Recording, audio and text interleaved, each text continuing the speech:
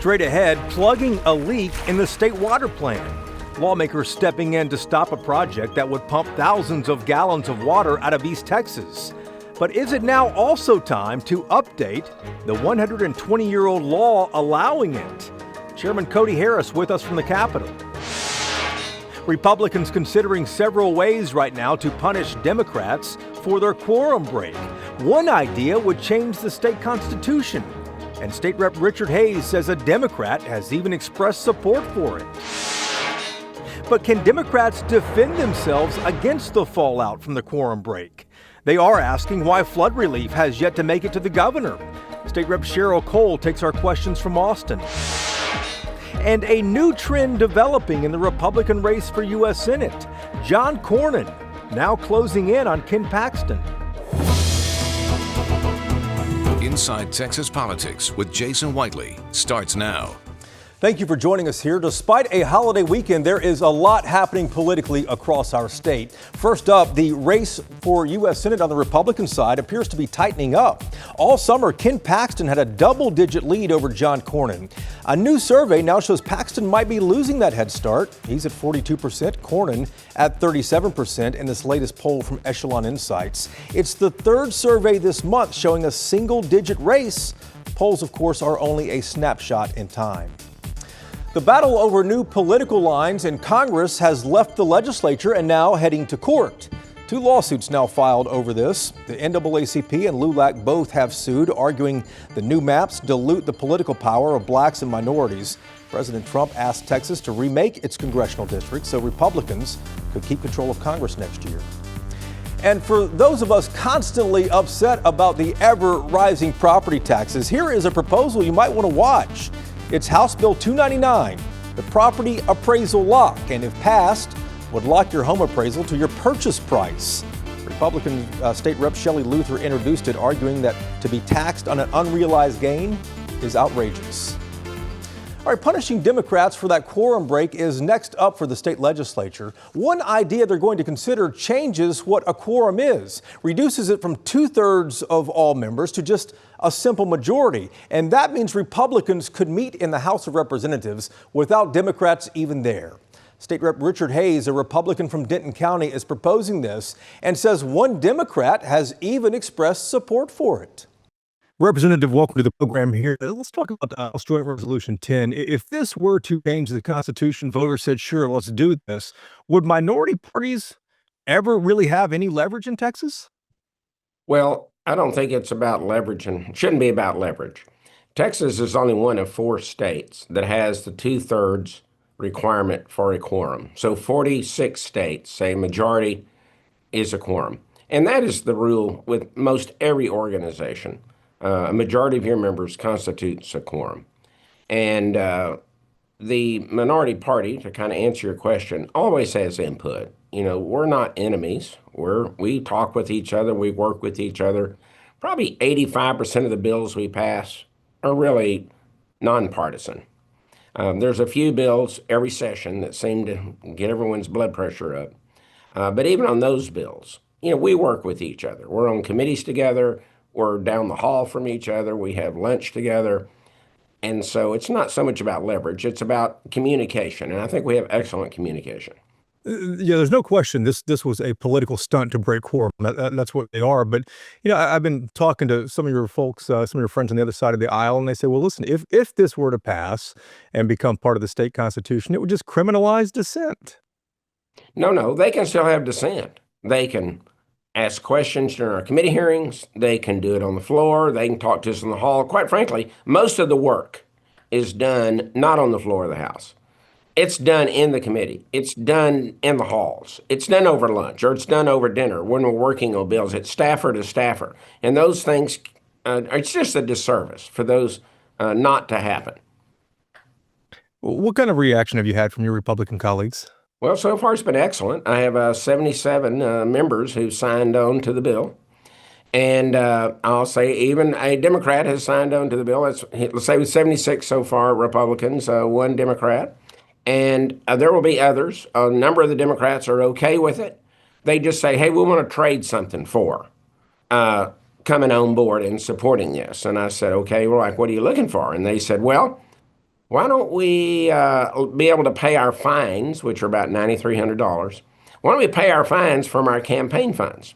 Well, the current rule says you have to pay that out of your personal funds. Can't pay it out of your state operating account. You can't pay it out of your campaign. I mean, your campaign funds has to be personal funds. And my response has been, hey, that's above my pay grade. That's a backhaul decision. You need to go talk to the speaker about, that maneuver. Who is the Democrat that signed on to this so far or expressed agreement with it? John Bryant.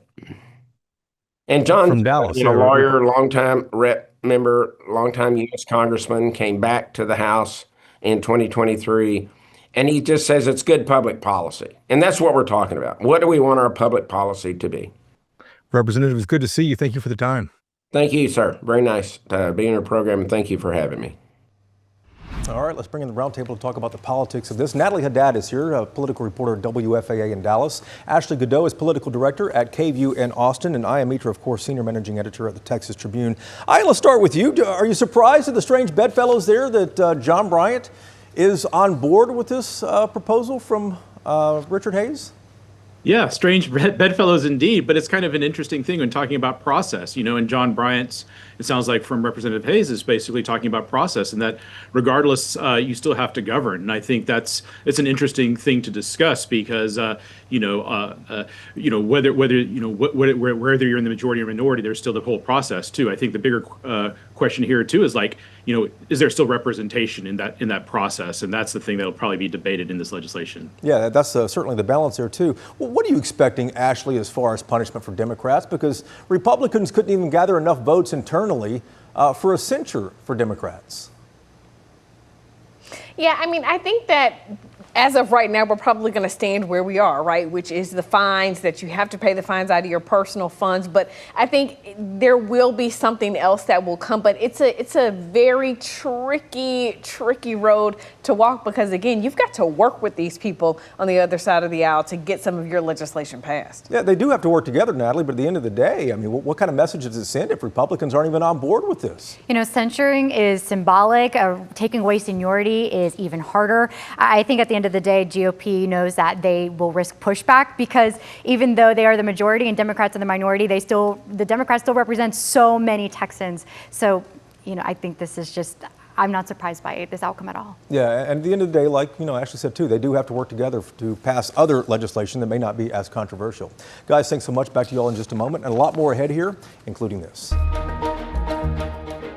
When we come back, the other side of this conversation, State Rep Cheryl Cole, a Democrat from Austin, on what options her party has right now. And is it time to update a 120-year-old state law? Just ask folks in East Texas, worried that one big water project could empty out their aquifer. Chairman Cody Harris on the statewide implications when Inside Texas Politics returns. Welcome back to Inside Texas Politics. Now to the Democratic response. Our next guest is one of the quorum breakers, State Rep Cheryl Cole, a Democrat representing parts of Austin, who joined us from her office at the Capitol. Representative, welcome back to the program here. Republicans have several ideas to punish quorum breakers. What are you expecting? Well, first of all, let me say that there's only been a quorum break 4 times in the last 50 years. So this is an extreme and a rare thing to do. And I'm expecting them to try to silence the voices of the minority. And the only thing, Jason, that we're required to be here to vote on is the budget. It is a tool that is time honored for people in the minority party to utilize to stop legislation that's going forward. Republicans could not agree on punishment and didn't want to strip seniority from Democrats there. Do you think that opens the door at all for any negotiation? Well, I certainly am not in favor of making Texas Washington. And I'm hoping that there are more people on the Republican side of the aisle that feels the same way. Of course, the parties want to try to negotiate. on these fines and fees. We just interviewed Representative Richard Hayes, a Republican from Denton County. He's the one that has a proposal to reduce the quorum from 2/3 of all members down to a simple majority. And he said something that surprised me. I just confirmed it. Representative John Bryant, Dallas Democrat, who I know you know, he's fine with that. I texted John Bryant. I said, I just want to make sure I understand this, that you are okay with this and have signed on to it. He says he's fully supports the quorum break. He was involved in it, as you know, but he thinks that if voters elect such slim majorities, those slim majorities still have to govern. What are your thoughts on that? Is this something you could get on board with? No, I still think that a quorum should be 2/3 of the majority. But when we're making these rules, you have to realize the party in power might not always be the party in power. And so you want to make the rules with the somewhat eye to fairness to both parties and what is required for them to represent their constituents. And us going on quorum break was definitely a nuclear option that we had to do because the integrity of voting rights was at stake. Thanks so much for the time. Yes, thank you. Thank you, Jason. All right, turning now to a big water project in East Texas that is coming to a halt. The state legislature now stepping in to stop a man named Kyle Bass from drilling wells in East Texas and pumping that water out to other parts of the state. There's nothing illegal about it. A 120-year-old law here allows anyone to do this anywhere in Texas. State Rep Cody Harris is a Republican from Palestine who chairs the House Natural Resources Committee and says the state first needs to find out how much water is there to even work with. Mr. Chairman, thank you for the time here. Let's start with this study here. What do you expect the study to find? We don't have a good understanding of the science behind our aquifers throughout East Texas and throughout the entire state of Texas. The Carrizo-Wilcox stretches from, way up in Northeast Texas all the way down to the South Texas area. And in reality, we just don't know how much water is there. That's the whole purpose of this study, is to hit pause. We're not saying that we're never going to export water out of East Texas. We're just saying we need to have a really good understanding of how much water is there and how pumping affects that water in the future. Texans unfamiliar with this may not realize it, but there's a 1904 law that I know you know about called the rule of capture, and it allows anyone, a landowner, to pump and own all the water beneath their property, even if it depletes their neighbor's water supply. It seems to me like the rule of capture is what needs to be updated here. Why not just go in and amend that? That's a great question, Jason. In the last special session, or the first special session, I did file a bill to change the rule of capture. But I did that knowing that this is a conversation that probably does need to be have over the term of a full interim and going into a full legislative session to go in and figure out the best way to change a law that's been in place for 120 years. May be too quick to try to do that in a special session. So absolutely, I agree with you. It's time to modernize the rule of capture, but not entirely do away with it. But in reality, oil and gas used to be straight rule of capture 100 years ago. And they recognized the need to change that when they understood how it affected property owners. So now we're starting to get to that point where with high capacity water production, neighbors are being impacted in a substantial way, and it's time for the legislature to take a hard look at that. So is the idea to do the study, find out what you're working with here, and then try to amend it perhaps in the future? Yeah, I think so. And that may not be something that gets done in one session, honestly. Big, hard issues like this typically take 1 or 2 or 3 regular sessions to finally get across the finish line. Kyle Bass is the Texan who wants to extract this water, and he's now threatening to go to court over this. Do you expect that the state might have some exposure here, some damages perhaps, because Bass has purchased these 11,000 acres?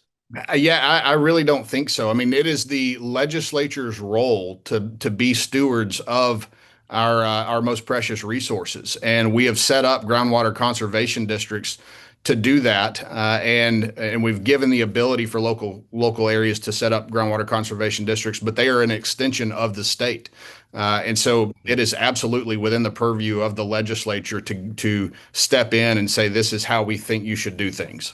Texas has 9 major aquifers, as you well know here. What's to stop Kyle Bass or any other entrepreneur or company from going in and different parts of the state and drilling these wells and exporting water right now? What's to stop anyone from doing that? That's why hitting pause on this project is so important, because I believe that if we don't, you will see a proliferation of these types of export projects throughout Texas, depleting our aquifers. And, we're going to solve the water crisis, and, utilizing the groundwater in East Texas is one day going to be part of that. But I think we need to be going after seawater desalination, brackish groundwater desalination. We've got 8 or 9 million acre feet of unallocated water in Toledo Bend Lake that we can pipe out. So I think that groundwater should be the last resort, because it's such a precious and finite natural resource. But what's to protect people from that happening tomorrow? If they're not inside a groundwater conservation district, just like Houston County is not, and they're part of these projects, there's rule of capture on its face applies. So somebody can go in and pump as much as they want without permitting. So a GCD or groundwater conservation district is really all that's there to protect someone. Mr. Chairman, I appreciate the time. Good luck. Jason, thank you very much for having me. The Roundtable is ready when we come back here on Inside Texas Politics. And keep up with Texas politics all throughout the week. We have a podcast called Y'all-itics. New content, fresh interviews. Episodes drop every Sunday wherever you get your podcast, or you can watch them on our Plus app that you can download for free there on your smart TV. This is Inside Texas Politics with Jason Whiteley. All right, time now for Reporters Roundtable to put the headlines in perspective. Natalie, Ashley, and Ian all back with us here. Ashley, let's start with you in the expanded special session. In the first special session, a bipartisan bill passed allowing people to register same day to vote if they moved within the county, maybe moving down the street or into a different neighborhood. But now legislation in the second special session is undoing that. What's going on? So there was this kind of alarm, and let's be clear about what this bill was. It just said if you moved within the county, so when you went in and they checked your address, you had already moved. Instead of having to file a provisional ballot, you would have been able to actually go ahead and cast your actual ballot. But there was calls that was like, oh no, is this same day voter registration? And we know that that does not get a resounding level of support here in Texas. And so then we eventually had the Texas GOP sending out fundraising emails talking about we must put a stop to this. And Governor Greg Abbott added it to the call to not only stop that, but to also expanding the call to ban all same day voter registration in Texas. And it just seems like this call for this special session just keeps getting longer and longer and longer. Longer and longer as the days get shorter. Let's talk about the dueling endorsements also that we've seen recently, Natalie. Senator Ted Cruz is getting involved in the Attorney General's race. He backed Chip Roy, former employee of his, and then Attorney General Ken Paxton has backed a former employee of his, Aaron Wrights, on this. Where do primary voters line up? Behind Cruz or behind Paxton? My money is on Cruz endorsing, Mr. Chip Roy. Ted Cruz has a loyal grassroots following. He's got name recognition. And I think Mr. Chip Roy is going to have to really lean into that. He also has to lean into his own name recognition and as a critic of Paxton as well. And also, he's, I think, if anything, what Chip Roy is going to have to worry about outside of any endorsements or not getting endorsements is how he's going to round up any MAGA Republicans, because he's also been a critic of Donald Trump. Yeah, and those MAGA Republicans are the big primary voters here. I mean, this race was already going to be a big one in the state, Ian, but when you have Ted Cruz getting in this early and Ken Paxton getting this early, I mean, the lines are drawn. It's a really interesting divide in the primary. And so, as Natalie said, Cruz's endorsement helps Chip Roy kind of buttress support against some of that criticism that he hasn't always been aligned with President Trump. But ultimately, the biggest endorsement will be if President Trump does actually endorse in this race, and that'll be the kind of like the center for for the primary. Yeah, and that's the big endorsement that both sides obviously want, the congressman and Aaron Wrights. We started the program, Ashley, with the news about John Cornyn closing the gap in the Republican race for U.S. Senate with his opponent there. Are you surprised, though, Ken Paxton is losing his lead this early? No, I'm not surprised at all. I think that there was a lot of, I don't want to hope, right, around this. But as things continue to come out about AG Paxton, you know, it's really hard to shore up that conservative Christian base when you have things like, you know, you're in the middle of a divorce because your wife says she found out about more infidelity and, you know, things of that nature. And I think that what you're really seeing from Cornyn's team is they are pushing that. They are constantly pushing all of this sort of drama that is happening around Paxton and his personal life, and that eventually is going to seep into the primary. And it seems like it is right now, Natalie. On the one side, you have Cornyn really leaning into, you know, MAGA and President Trump, and on the other side, for Paxton, he's kind of mired in this, you know, divorce news that Ashley mentioned. Yeah, I really want to reiterate what Ashley is saying. You know, a couple of Inside Texas Politics episodes ago, we were talking about endorsements that Paxton may want to seek out. And something I said was skeletons eventually come out of the closet. And now that they are out of the closet, like Ashley said, it's going to be really hard to round up the conservative base when you are going against some of their values. Yeah. Yeah, and you know, the last thing here I can think of in the final few seconds is that we still have a long way to go before the March 3rd primary, and these polls are kind of starting to be roller coaster already. Oh, yeah, absolutely. And the roller coaster may continue, but I think with Senator Cornyn, this is very promising in the sense of, like, he is locking in some of that support. He is aligning with Trump. And also, you know, don't underestimate the support that he has with the Republican Senate campaign committee, too. Yeah, no, indeed so. He has that long time with them, and DC is pulling for him as well, it looks like, too. Guys, thanks so much. We appreciate your insight, and thank you for watching as well. We're back next Sunday to take you inside Texas politics, and we hope to see you then. Take care.